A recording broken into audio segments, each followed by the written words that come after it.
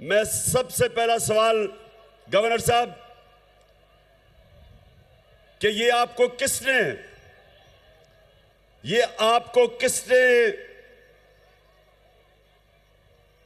इजाजत दी है कि आप पॉलिटिकल लीडर्स को यूनिवर्सिटी के स्टूडेंट्स के सामने उनको एड्रेस करने से रोके? मैं ऑक्सफोर्ड यूनिवर्सिटी 3 साल था। ऑक्सफोर्ड यूनिवर्सिटी के लिए बड़े बड़े सिर्फ बर्तानिया के पॉलिटिशियंस नहीं, इंटरनेशनल पॉलिटिशियंस इनवाइट करते थे, अभी भी करते हैं, और वो स्टूडेंट्स को एड्रेस करते थे। मुझे जब से मैंने यूनिवर्सिटी छोड़ी 3 दफा ऑक्सफोर्ड यूनिवर्सिटी ने मुझे इनवाइट किया है, बल्कि अभी फिर इनवाइट किया है कि मैं यूनिवर्सिटी के सामने आके एड्रेस करूं। तो मैं ये इस गवर्नर से पूछता हूं कि ये यूनिवर्सिटीज नर्सरीज होती हैं फ्यूचर लीडर्स के लिए। जो मुल्क के लीडर्स होते हैं वो आप जैसे नौजवान जो यूनिवर्सिटी एजुकेशन लेते हैं, आप फ्यूचर लीडर्स होते हैं। तो अगर आपके सामने पॉलिटिकल लीडर्स ना आके एड्रेस करें तो आपकी पॉलिटिकल तरबियत कैसे होगी? कैसे आपको पता चलेगा? आप अपना नजरिया कैसे बनाएंगे? कैसे आपको पता चलेगा कि लीडरशिप क्या होती है? क्योंकि आपने इंशाअल्लाह इस मुल्क के फ्यूचर लीडरशिप मेरे सामने बैठी हुई है।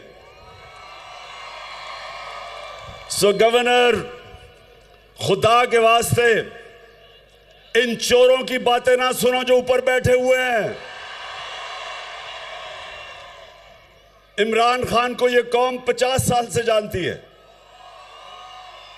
और मैं अपने फ्यूचर लीडर्स के सामने अगर आके बात करूंगा तो मुल्क की बेहतरी की बात करूंगा, इनकी बेहतरी की, इनकी तरबियत की बात करूंगा।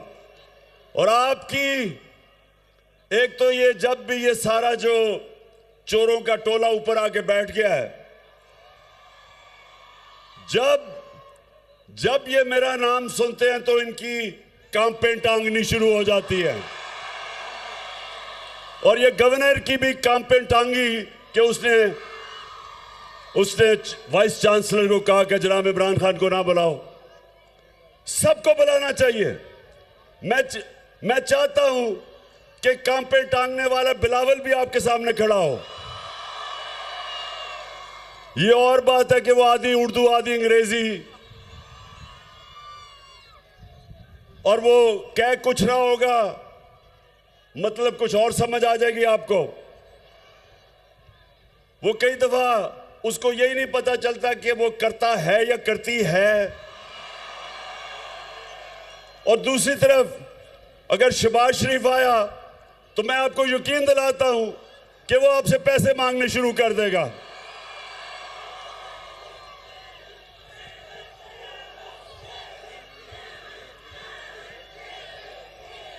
हाँ, और आप डीजल साहब को भी इनवाइट कर सकते हैं। यहां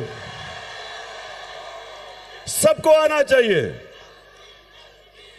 डीजल, बस सुन लो ना, मैं ये कह रहा हूं कि यूनिवर्सिटीज के अंदर सारे पॉलिटिकल लीडर्स को आके मौका मिलना चाहिए, अपना मौकफ रखे, क्योंकि आपकी ट्रेनिंग हो रही है। और इसलिए क्यों यूनिवर्सिटीज में मुल्क की फ्यूचर लीडरशिप यहां से जन्म लेती है। और दूसरी चीज, अच्छा जरा आपने देखें, आराम से आज आपने मेरी बात सुननी है, क्योंकि मुझे आपका जज्बा और जुनून मैं नोटिस कर रहा हूं, माशाल्लाह उबल रहा है। अच्छा अब सुनना है, देखें सरगोदा यूनिवर्सिटी के स्टूडेंट्स बहुत बड़ा फिलोसोफर एरिस्टोटल ने आज से 2500 साल पहले एक बात कही थी। गौर से जरा मेरी बात सुने, वो क्या कही थी। उसने कहा था कि अगर एक माशरे में नाइंसाफी हो, जुल्म हो, तो सारे माशरे के शहरी राय हक के लिए खड़े होंगे, इंसाफ के लिए खड़े होंगे। और जब एक इंसान हक के लिए खड़ा होता है तो वो पैगंबरों का काम करता है। सारे अल्लाह के जो पैगंबर थे सब राय हक और इंसाफ के लिए खड़े हुए थे। हमारे नबी सल्लल्लाहु अलैहि वसल्लम मक्का के जो कुफार थे, जो जुल्म करते थे, जिन्होंने आजादी राय, जो अपनी आजादी राय लेके निकले थे, हमारे नबी सल्लल्लाहु अलैहि वसल्लम उन्होंने रोक दिया था, तशद्दुद किया था लोगों पे। वो उसके लिए खड़े हुए थे। जो हजरत मूसा थे वो फिरौन के जुल्म के खिलाफ खड़े हुए थे। हजरत इब्राहिम नमरूद के खिलाफ खड़े हुए थे। हजरत ईसा रोमन इंपीरियलिज्म और जो यहूदी एलीट थी उसके खिलाफ खड़े हुए थे। सब इंसाफ के लिए खड़े हुए थे। तो दो किस्म के पॉलिटिशियन हैं। एक पॉलिटिशियन है जिसको दुनिया हकारत से देखती है, अवाम का नाम लेके इक्तदार में आता है और उसी अवाम को लूटना शुरू कर देता है, झूठ बोलता है अवाम से। इनको लोग हकारत से देखते हैं। और दूसरा पॉलिटिशियन कायदे आजम मोहम्मद अली जिन्ना। कायदे आजम एक बड़ी ख्वाब इंसाफ के लिए, मुसलमानों के हुकूक के लिए निकले थे कि हिंदुस्तान में हमें हुकूक नहीं मिलेंगे, इसलिए वो निकले थे। 40 साल स्ट्रगल थी। इसलिए आज हम सब कायदे आजम की इज्जत करते हैं कि उन्होंने अपने लिए सियासत नहीं की थी, हमारे लिए की थी। नेल्सन मंडेला, साउथ अफ्रीका में कोई सोच भी नहीं सकता था कि कभी भी खून के बगैर जो अफ्रीकन थे उनको आजादी मिलेगी, क्योंकि गोरों ने उनके ऊपर कब्जा किया हुआ था। अपार्थाइड रिजीम थी, गोरे ऊपर बैठे थे, नीचे गुलाम थे। तो नेल्सन मंडेला 27 साल उसने स्ट्रगल की, 27 साल जेल में गुजारे, लेकिन अपने मौकफ से पीछे नहीं हटा। और जब तक साउथ अफ्रीका रहेगा, चाहे वो गोरा हो या काला हो, सब नेल्सन मंडेला की इज्जत करेंगे, क्योंकि उसने अपनी जात के लिए पॉलिटिक्स नहीं की। और हमारे नबी सल्लल्लाहु अलैहि वसल्लम, हम क्यों उनसे इतना प्यार करते हैं, हम क्यों इश्क करते हैं उनसे? क्योंकि उन्होंने हमें हकूक दिलवाए, उन्होंने हमें इंसान बनाया, उन्होंने मदीना में अदल और इंसाफ का निजाम लेके आए, इंसानों को आजाद कर दिया। उन्होंने मेरिट लेके आए, उन्होंने तालीम का बताया कि जब तुम इल्म हासिल करते हो तो ये इबादत में शामिल हो जाता है।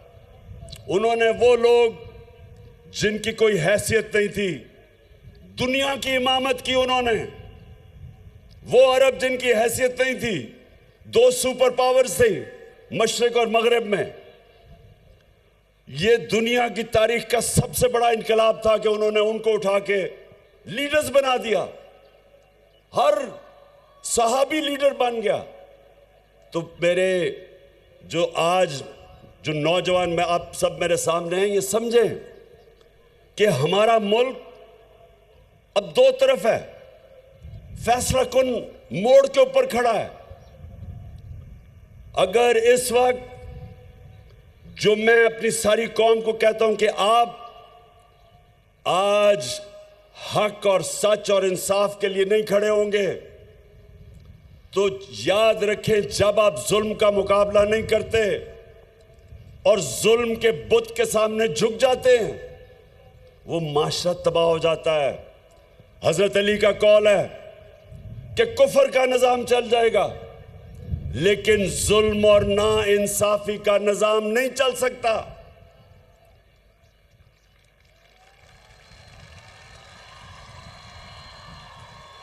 और जो मेरे दुनिया के सबसे अजीम लीडर, हम सब के दिलों का जो राज करते हैं, नबी सल्लल्लाहु अलैहि वसल्लम, 1500 साल पहले उन्होंने जो कहा था, मैं सब चाहता हूं ये बार बार मेरी बात याद रखना कि जो उन्होंने कहा था, उनकी जो हदीस है कि तुम्हारे से पहले बड़ी कौमें तबाह हुई,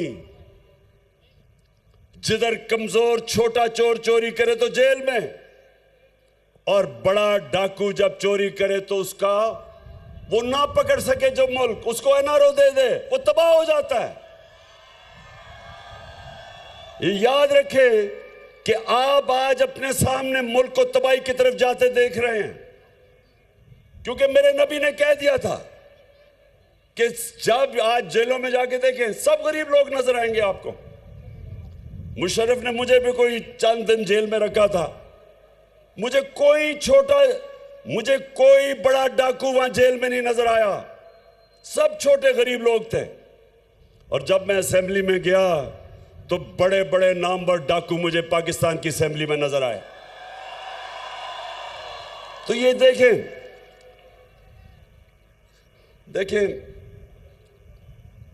मैंने सारी दुनिया देखी है, शायद ही किसी को अल्लाह ने इतना मौका दिया हो कि उसने मगरिब में भी टाइम गुजारा, उनका सिस्टम देखा। क्रिकेट की वजह से सारी दुनिया के तकरीबन मुल्क देखे, सब दुनिया देखी मैंने। मैं आज आप सबको देखें, मेरे सरगोदा यूनिवर्सिटी के नौजवानों, गौर से मेरी बात सुने। सारी दुनिया में जो मुल्क खुशहाल हैं, जितने भी मुल्क खुशहाल हैं, सारे मुल्क जो खुशहाल हैं वहां इंसाफ का निजाम है, वहां रूल ऑफ लॉ है, वहां कानून की हुक्मरानी है। और जितने मुल्क गरीब हैं, वसाइल के बावजूद, नाइजीरिया तेल के जखीरे पे बैठा, सबसे ज्यादा तेल अफ्रीका के अंदर नाइजीरिया में है। साउथ अफ्रीका में वेनेजुएला, सबसे ज्यादा साउथ अमेरिका में जो तेल है वो वेनेजुएला में है।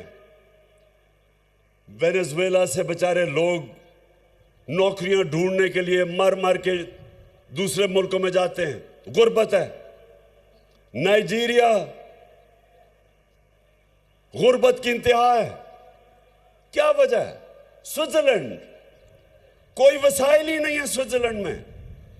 हमारे जो नॉर्दर्न एरियाज में, हमारे जो गिलगित बल्तिस्तान के पहाड़ हैं, आप यकीन करें कि कोई मुकाबला ही नहीं है। जो हमारी खूबसूरती है, जो स्विट्जरलैंड में है, उसका कोई मुकाबला ही नहीं है। अल्लाह ने जो हमें यहां खूबसूरती दी है, लेकिन स्विट्जरलैंड दुनिया का अमीर तरीन और खुशहाल मुल्क है, कोई वसाइल नहीं है। और नाइजीरिया और वेनेजुएला तेल के बावजूद गुर्बत है। फर्क क्या है? रूल ऑफ लॉ, इंसाफ, कानून की हुक्मरानी। स्विट्जरलैंड के अंदर जो रूल ऑफ लॉ इंडेक्स है, मतलब कि जिस मुल्क में इंसाफ का निजाम बेहतरीन है, स्विट्जरलैंड में 99.9% है रूल ऑफ लॉ इंडेक्स, यानी कोई कानून के ऊपर नहीं है। और नाइजीरिया 7%, 7%। तो इसलिए जब मेरे नबी सल्लल्लाहु अलैहि वसल्लम ने कहा था कि तुम्हारे से पहले बड़ी कौमें तबाह हुई, जिधर कानून नहीं, जिधर इंसाफ नहीं, जिधर कानून की हुक्मरानी नहीं, जिधर ताकतवारा या एनआरओ ले ले और कमजोर बेचारा जेलों में जाए, तब उन्होंने कहा था कि वो तबाह हो जाएगा। दुनिया में चले जाएं, तबाह हो रहे हैं मुल्क। जिधर इंसाफ नहीं है। हमारे सामने मेरी जिंदगी में सिंगापुर आजाद हुआ, छोटा सा सिंगापुर, पानी भी उनका अपना नहीं था, मलेशिया से पानी आता था। वो सिंगापुर जिसको कोई सोच भी नहीं सकता था, सिर्फ एक बंदरगाह थी। ये सरगोदा यूनिवर्सिटी गौर से सुनो, हमारे सामने हुआ ये। उस सिंगापुर में एक ईमानदार लीडर आया जिसका नाम था ली कुआन यू। पाकिस्तान और सिंगापुर का जो पर कैपिटा इनकम था वो एक ही था। हमारा तो $150 पर कैपिटा था या $200 एक ही था। उस सिंगापुर के अंदर एक लीडर ने कानून कायम किया। जब आप कानून की बालादस्ती करते हैं तो करप्शन खत्म हो जाती है। करप्शन तो ताकतवर की करप्शन तबाह करती है मुल्क को। तो जब उसने कानून कायम किया, ताकतवर को कानून के नीचे ले आया, करप्शन खत्म की।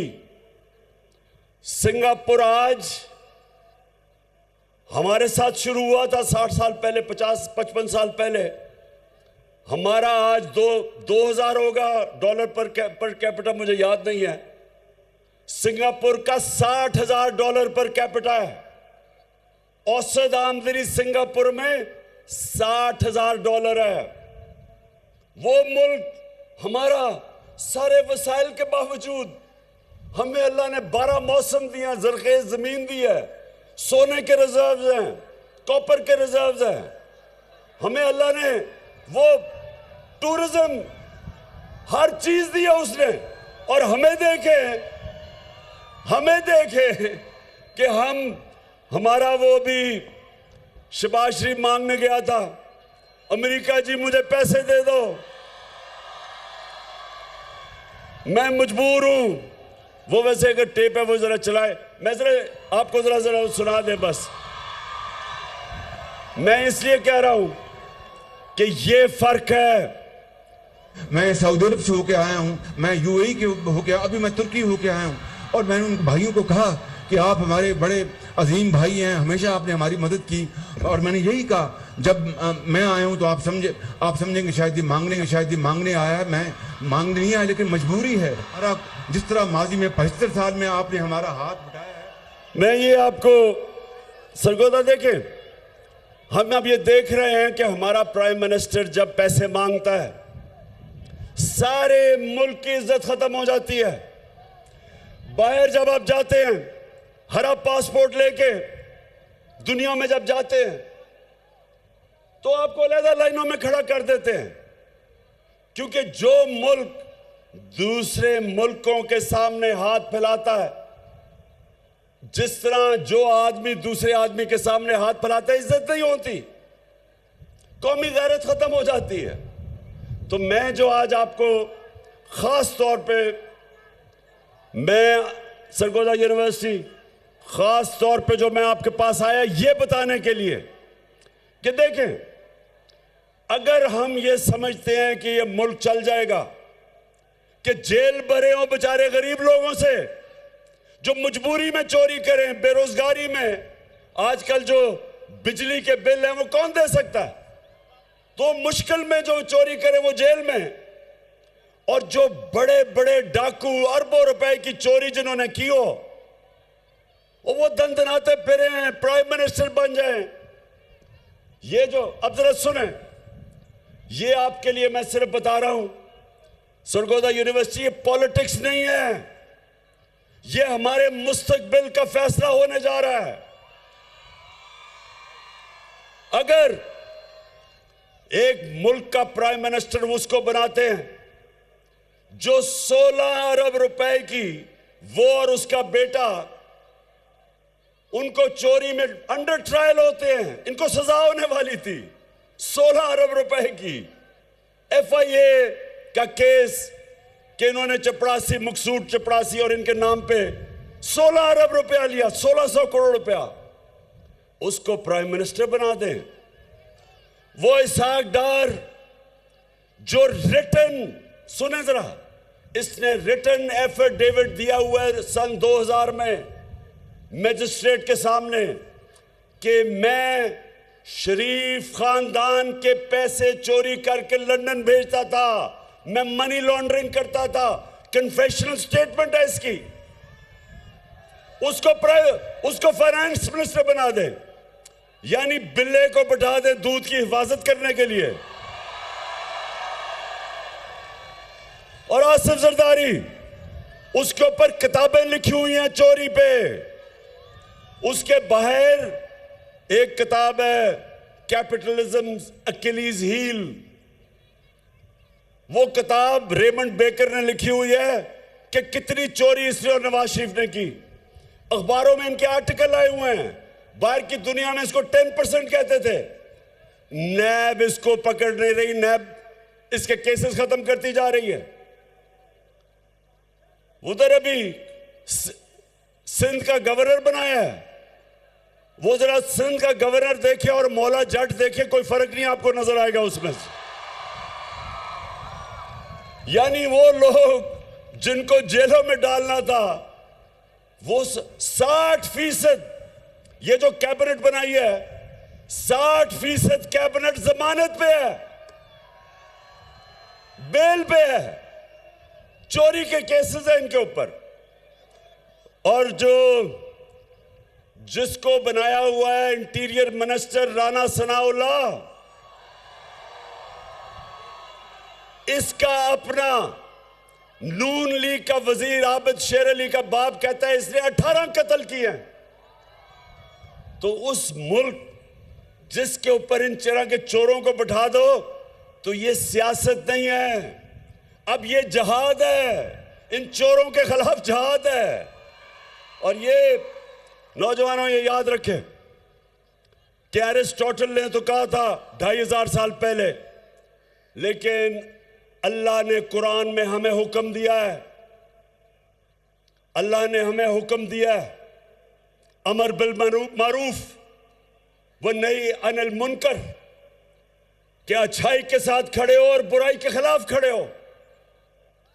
हुक्म है अल्लाह का कि जब आप देखते हैं कि माशरे में बुराई है, तो आप सबके ऊपर फर्ज है कि आप बुराई के खिलाफ खड़े हो और अच्छाई के साथ खड़े हो। अल्लाह ने आपको इजाजत नहीं दी न्यूट्रल होने की, या जब आप देखते हैं, ये सुन लें मेरी बात, कौम में माशी तबाही कभी पहले नहीं आती। पहले एक कौम इखलाकी तौर पे मरती है, फिर माशी तौर पे मरती है। मौलाना रूमी से किसी ने पूछा कि मौलाना साहब एक कौम कैसे मरती है? मौलाना रूमी ने कहा कि वो कौम जब अच्छे और बुरे के बीच में तमीज करनी खत्म करती है, मर जाती है। इखलाकी तौर पे जब कौम मरती है, तब कौम खत्म होती है। जर्मनी और जापान दूसरी जंग अजीम में तबाह हो गए थे, एक बिल्डिंग नहीं खड़ी थी उधर। जापान के ऊपर 2 एटम बम गिरे थे, 10-10 साल में खड़े हो गए। 10-10 साल में दोनों कौमें खड़ी हो गई, क्योंकि आप बिल्डिंग्स को तो बम मार के गिरा सकते हैं, लेकिन इखलाकियात को बम मार के नहीं मार सकते। इसलिए अल्लाह का हुक्म है अमर बिल मारूफ, और दूसरा उसने जहाद हमारे पे फर्ज किया है। अल्लाह ने कहा है कि नाइंसाफी के सामने खड़े हो, जुल्म का मुकाबला करो, ये उसका हुक्म है। तो जो मैं आज सारी अपनी कौम को तैयार कर रहा हूं, इंशाअल्लाह चंद दिनों में मैं अपनी मार्च अनाउंस करने लगा हूं।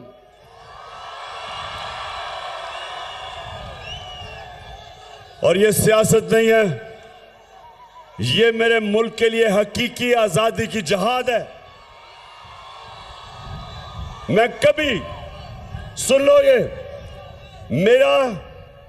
मेरा जो ईमान है, मैं समझता हूं कि इन चोरों की गुलामी से बेहतर यह है कि मैं मर जाऊं।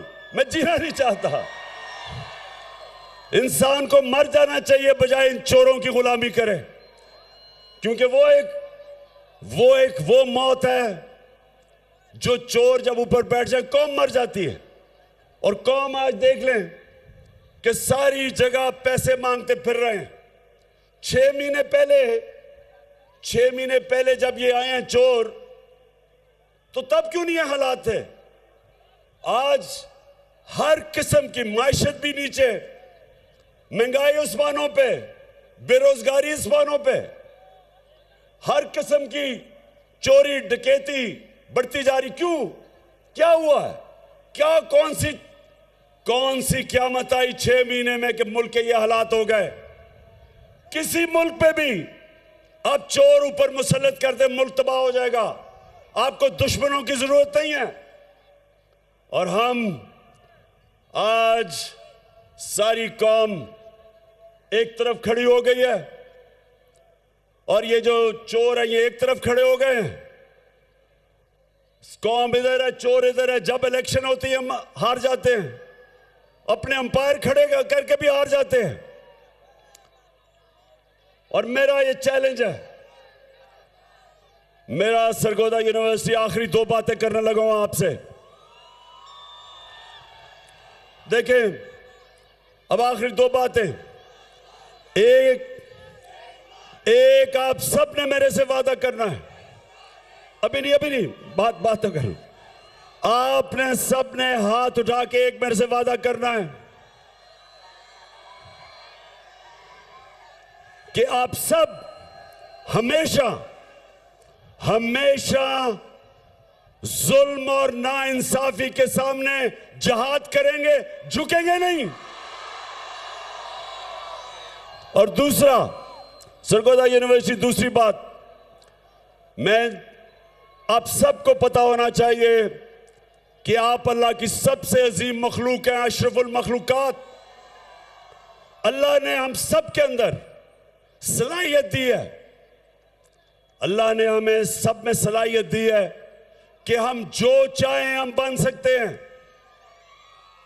हम सब में सलाहियत है।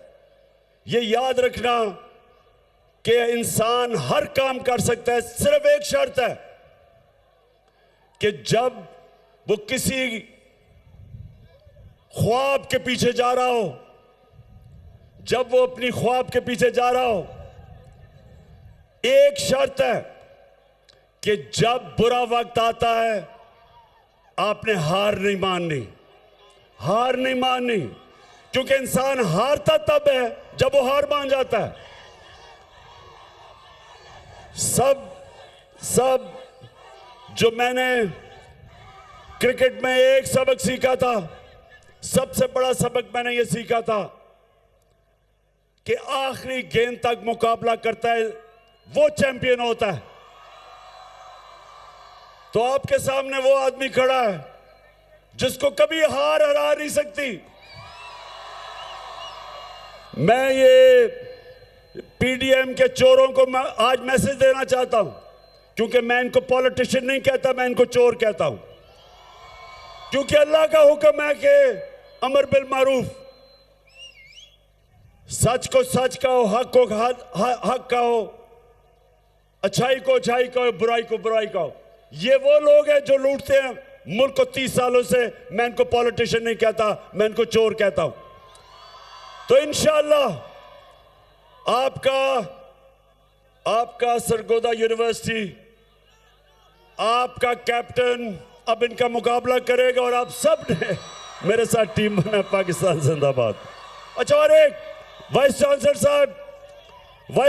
साहब, वो जो गवर्नर बैठा हुआ है, ये नून लीग का गवर्नर, उसको प्लीज मैसेज दे दें कि सरगोदा यूनिवर्सिटी में हर पॉलिटिकल लीडर को यहां बुलाएं और आपके सामने खड़ा करें।